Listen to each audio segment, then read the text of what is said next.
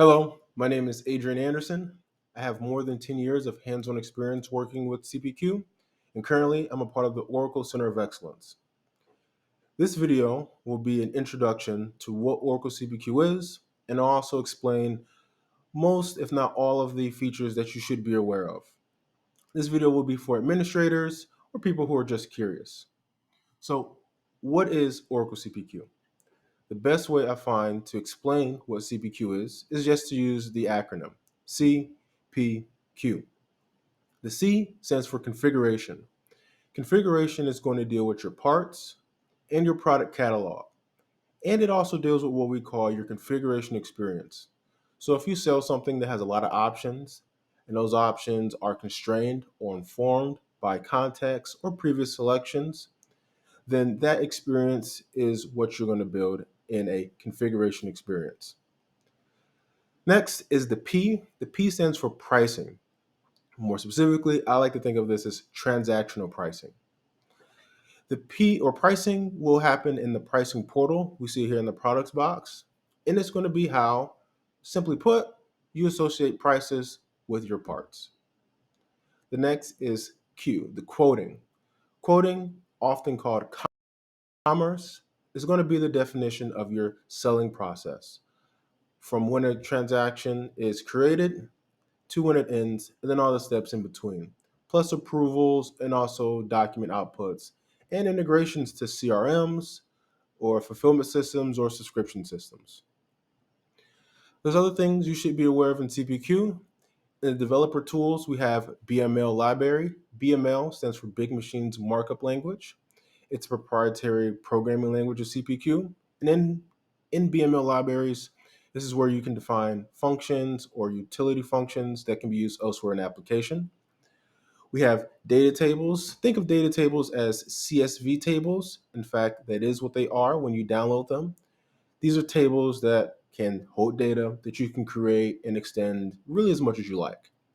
There's other things in these developer tools like administration logs, uh, performance logs, error logs. Those are important to be aware of.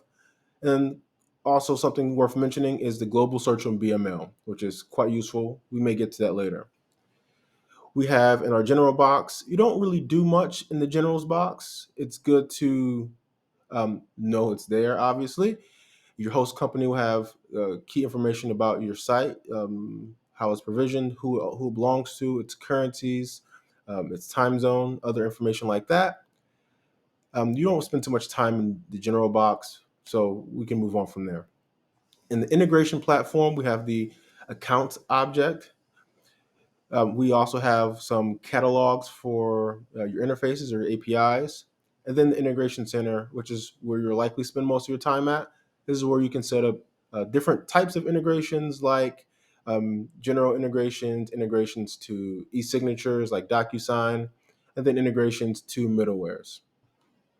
In the style and templates box, this is where you can define your navigation menus, your global branding. You can modify your home page, and you can, most importantly, upload and modify style sheets to make your site look nice. In users, this is where you can manage your internal users, your user groups, and also partner organizations if you are using such a thing.